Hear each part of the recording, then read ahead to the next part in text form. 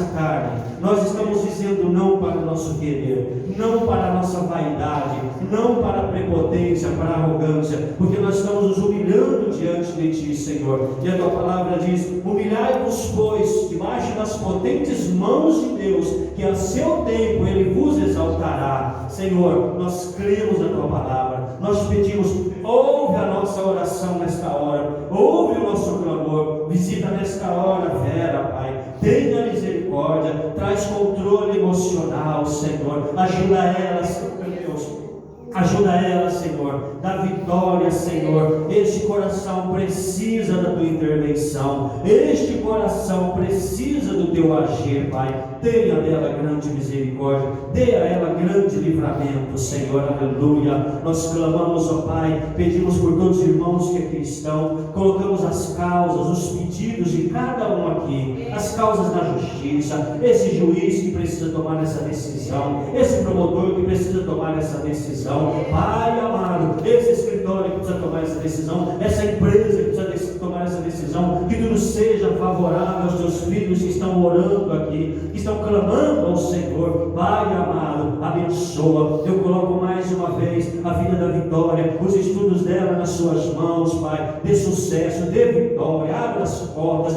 Eu coloco mais uma vez a vida da minha filha, ela vai prestar o Enem. Senhor, abençoa. Senhor, continua dando sabedoria, continua abrindo as portas. Qual é a faculdade que Tu tens para ela? Onde Tu queres que ela faça essa faculdade? Abençoa, meu Deus, eu te peço. Eu creio na Tua provisão de cura emocional na vida dos Teus filhos, cura na alma, cura dos sentimentos, Pai. Essa depressão que não quer sair, essa depressão que não quer passar, tenha misericórdia, liberta dessa depressão, essa tristeza profunda que não quer passar, meu Pai, tenha misericórdia, Senhor. Esse luto, Pai, esse sentimento de luto, Senhor Deus, que insiste, que se avoluma, que se torna monstruoso na vida dessa pessoa, tenha misericórdia, tira esse sentimento de luto, essa, Senhor meu Deus, essa situação, Pai, que é impossível para o Teu filho, a Tua filha, o Senhor pode resolvê-la, Senhor. Abençoa, nós confiamos em Ti, colocamos nossa igreja diante de Ti, essa desolação toda que foi sofrida, que o Senhor revirta, Senhor, que o Senhor traga as almas. Nós temos clamado, agora restam 47 almas para chegarem na Tua casa. Abençoa, abençoa, abençoa, Espírito Santo, agindo, Senhor, nesses condomínios,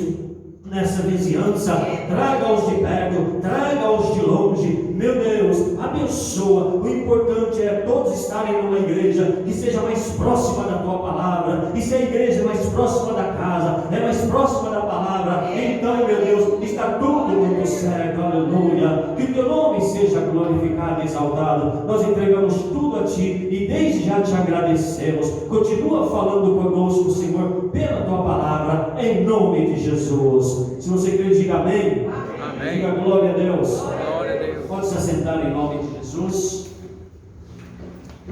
Glória a Deus. Louvado seja o Senhor. Aleluia. Deus está fazendo o impossível e vai fazer. E tudo para a glória do Senhor Jesus. Tudo para a glória de Deus. O nosso Deus, Ele é fiel. A palavra dEle, Ele é poderoso para nos livrar. Amados, a Raquel, nossa amada irmã Raquel, ela já falou sobre a reforma protestante e falou muito bem, graças a Deus, né? Eu não sei porque eu estou elogiando tanto ela assim. Tem jeito, né, gente? Eu me esforço para não fazer isso, não tem jeito. Pai por hoje mesmo, né? Mas amém. Aí, glória a Deus. Então, eu queria falar agora um pouco sobre a valorização da vida, tá certo? Porque nós não podemos esquecer que, além de hoje nós comemorarmos os 504 anos da Reforma Protestante, infelizmente o mundo tem propagado a festa que chama-se Festa das Bruxas, né? Ou o Halloween, tá certo? E o principal objetivo não é outro, senão o de valorizar a morte, né? Esse é o objetivo desta festa pagã, essa festa mundana, né? essa festa do demônio, essa festa do diabo, tá? Infelizmente, eu digo isso, infelizmente. O objetivo não é outro senão esse. Porque morte, não importa se você fala dando risada, não importa se você conversa com um morto falando português claro, ou um português científico, ou com cheio de técnicas, ou falando em outra língua, não importa. Morte é morte, morto é morto. Ok? Não importa. E não importa que as pessoas elas venham falar, inclusive os organizadores, ou até mesmo aqueles que querem justificar essa forma de festa, não importa que eles venham falar que eles falam assim, nós escolhemos uma forma engraçada, divertida, descontraída, para falar de algo ruim, para valorizar algo ruim.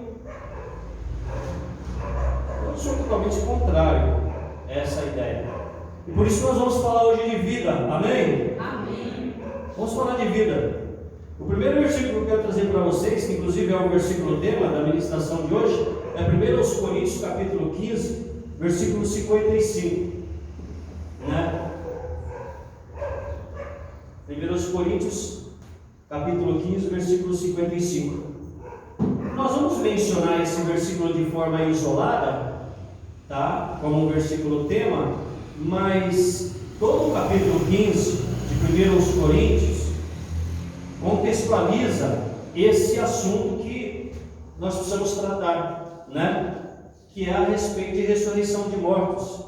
Primeiro ele fala da ressurreição de Cristo. Vamos ler primeiramente esse versículo 55. Vamos ler todos? Onde está, ó morte, a sua vitória? Onde está, ó morte, o seu poder de ferir? Mais uma vez. Onde está, ó morte, a sua vitória? Onde está, ó morte, o seu poder de ferir? Ok? Então, é um desafio. Quando o apóstolo Paulo é inspirado divinamente para falar esse versículo ou esta frase, ele está desafiando a morte. Mas ele está desafiando a morte com base nesse contexto que nós vamos ler a partir do versículo 1. Irmãos, venho lembrar-vos o evangelho que vos anunciei, o qual recebeste e no qual ainda perseverais. Aleluia! Então hoje nós temos 504 anos de perseverança no evangelho do nosso Senhor Jesus Cristo. Amém. E na doutrina dos apóstolos, amém? Glória a Deus. Por ele também sois salvos, se retiverdes a palavra tal como vou-la preguei, a menos que tenhais crido em vão. Então você retém a palavra de Deus, você permite que a palavra de Deus entre em você, fique na sua mente, no seu intelecto e desça para o teu coração. Então você reteve. E a partir daí você é perseverante nessa doutrina, na doutrina dos apóstolos do Senhor. E aí você tem a salvação mediante isso. Amém? Antes de tudo, vos entreguei, eu também recebi, que Cristo morreu pelos nossos pecados, segundo as Escrituras. Então está certo. Muitas religiões falam que Cristo morreu. Tudo bem que nem todo mundo fala que Cristo morreu pelos nossos pecados. Mas nós que somos os protestantes, nós falamos e declaramos que Cristo morreu pelos nossos pecados.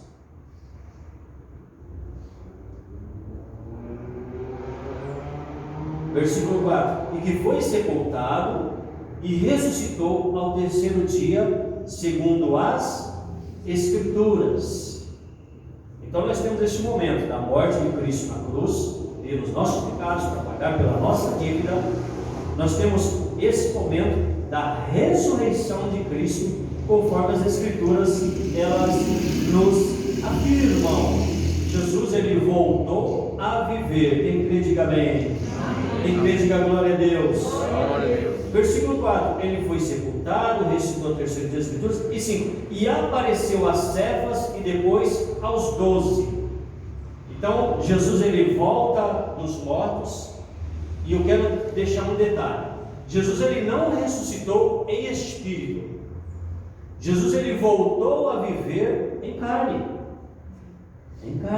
como um ser humano, tá? Como um ser humano, foi dessa maneira que ele ressuscitou. E ele precisou dar provas, então precisou de testemunhas. Então, logo após a ressurreição de Jesus, as testemunhas, elas evidenciam essa ressurreição. Vocês lembram, até mesmo, a gente gosta muito de falar de Tomé, né? Tomé, quando Jesus ele ressuscitou, aí Tomé tem o seguinte pensamento: se eu não vê-lo, se eu não tocar onde os pregos entraram, então eu não vou crer. E Jesus, sabendo disso, vira para Tomé, quando ele se encontra com os discípulos, depois da ressurreição, vira para Tomé e fala: Tomé, vem cá, toca aqui no lugar onde os pregos foram colocados, tá? E dá uma lição para Tomé: Tomé, seja crente, não seja incrédulo, né? Não seja incrédulo. Então, os discípulos eles viram isso, eles testificaram, eles tocaram em Jesus, tá? Eles viram como realmente ele não é um espírito. Nós vamos tratar também dessa questão de Cristo comer com eles. Então, o espírito não come, mas uma pessoa que tem um corpo humano, essa pessoa precisa comer. Então Jesus comeu com os discípulos, foi lá na praia, eles tinham voltado, lembra? Que eles voltaram lá para as redes, queriam voltar para a velha vida, estavam pescando. Jesus vem e coloca os peixes para serem assados ali na praia. Depois, quando eles saem lá da água, Jesus fala: vocês pescaram alguma coisa? Tem algum peixe aí para comer? Temos aqui. E Jesus faz os peixes e dá para eles e come com eles, né? Esses discípulos eles se tornam testemunhas. No 6, depois foi visto por mais de 500 irmãos de uma só vez. Então Jesus voltou dos mortos, Jesus tornou a vida, veio como ser humano, e agora que ele está tendo mais 500 testemunhas para testificarem: olha, realmente ele ressuscitou. Quem crê, diga amém. Amém. 7, depois foi visto por Tiago, mais tarde por todos os apóstolos.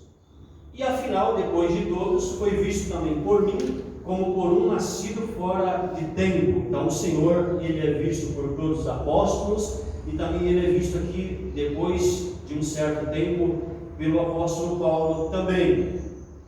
9, porque eu sou o menor dos apóstolos, que mesmo não sou digno de ser chamado apóstolo, pois persegui a igreja de Deus, mas pela graça de Deus sou o que sou, e a sua graça que me foi concedida não se tornou vã. Antes trabalhei muito mais do que todos eles, todavia não eu, mas a graça de Deus comigo. Portanto, seja eu ou sejam eles, assim pregamos e assim crestes. Ora, se é corrente pregar-se que Cristo ressuscitou dentre os mortos, como pois afirmam alguns dentre vós que não há ressurreição de mortos? E se não há ressurreição de mortos, então Cristo não ressuscitou. E se Cristo não ressuscitou, é vã a vossa pregação e vã a vossa fé. Então, olha a importância da ressurreição de Cristo. Antes já existiam aqueles que diziam que não, ele não ressuscitou. Hoje tem esse grupo que declaradamente, através da mídia, mundialmente falando, através de qualquer outro meio de comunicação, afirma: não, ele não ressuscitou, inclusive contesta, inclusive vai para o confronto com os protestantes, com os crentes. Não, claramente não tem. Mas, se você tem um grupo de pessoas, se você tem um movimento que apresenta para o mundo a valorização da morte, que apresenta para o mundo a soberania da morte, que apresenta para o mundo a ideia de que a morte deve ser cultuada, que apresenta para o mundo a ideia de que nós devemos e nós podemos consultar os mortos e que Deus ele aprova isso. Se existe esse grupo, se existe esse movimento, então com certeza eles estão fazendo contraponto a essa passagem. Eles estão, de certa forma, direto ou indiretamente, eles estão desvalorizando a ressurreição de Cristo. Mas nós não. Nós valorizamos a ressurreição de Cristo, porque nós tivemos os discípulos, os apóstolos que viram, testemunharam, mais muitas pessoas que viram e testemunharam, e nós vivemos esta fé em Cristo Jesus. Amém, glória a Deus. Nós cremos na ressurreição de Jesus. Porque antes, doravante, nós já estávamos mortos, nós delitos e pecados. E por causa da ressurreição de Cristo, hoje nós temos vida e vida com abundância. Aleluia.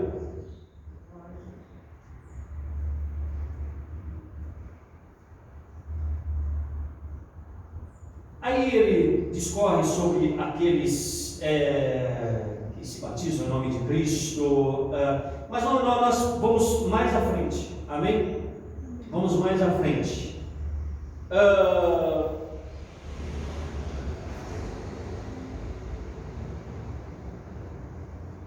Falando de morte, eu quero mencionar aqui os tipos de morte que existem ou que existiram, tá? Vamos lá, vamos falar essa primeira. A meu ver, essa primeira morte, que eu digo para vocês, alguns desses tipos de morte, eu posso colocar como sendo a morte do corpo físico. Se bem que eu prefiro acreditar muito mais na morte espiritual, que eu vou falar aqui também, tá? Mas quando Deus, ele lá em Gênesis 3, ele fala sobre essas maldições que vieram sobre a vida do homem, depois que o homem desobedeceu a Deus, depois que Adão e Eva desobedeceram a Deus, parece que simultaneamente Deus ele já fala de todas essas maldições: morte do corpo físico, morte espiritual, morte da alma, né? Mas vamos tentar aqui separar isso para que nós possamos entender um pouco melhor. Lá em Gênesis 3,19, o que o Senhor ele fala? No suor do teu rosto comerás o teu pão, até que tornes a terra, pois dela foste formado, porque tu és pó e ao pó tornarás. Então nós temos claramente aqui o que? A morte do corpo físico. E nós entendemos que Deus, ele criou o homem para viver para sempre, para não passar pela morte do corpo físico. Nós entendemos. Deus, quando cria todas as coisas, ele chega para o homem e para a mulher e fala: crescei a terra, crescei, enchei a terra, multiplicai-vos. Mas com o pecado, porque o homem desobedeceu, e aqui eu falo de forma bem resumida para não cansar vocês devem conhecer, todo mundo deve conhecer a história da queda do homem. Deus, ele cria o jardim, no meio do jardim, no meio de tantas árvores que davam frutos, para o homem e a mulher se alimentarem. Deus, ele cria no meio do jardim a árvore do conhecimento do bem e do mal. E Deus, ele falou: de todo o fruto de toda a árvore vocês vão comer, somente da árvore do fruto do conhecimento do bem e do mal vocês não vão comer, porque o dia que vocês comerem vocês vão morrer. Creio que Deus estava falando: olha, o dia que vocês comerem, espiritualmente vocês vão morrer, fisicamente vocês vão morrer, a alma de vocês vai morrer. Ok? E Adão e Eva desobedeceram a Deus, comeram do fruto do conhecimento do bem e do mal, e assim eles morreram. E aqui no 19 nós já vemos Deus trazendo a consequência do pecado de Adão e Eva, a desobediência de Adão e Eva. Depois que Adão e Eva eles desobedecem, depois que Deus ele traz essa maldição, né? Sobre o Adão e Eva, essa maldição passou para todos nós. Então, aí vai diminuindo. Aí nós vemos na história da palavra de Deus que viveu Adão, não sei se foram quase 800 anos, enfim. Aí começa, né? E Metusalém, e aí vai diminuindo o tempo de vida, tá certo? Até chegar em nós. Tu és pó e para o pó voltarás. Então o pecado ele trouxe isso na raça humana. O poder, eu costumo dizer que o poder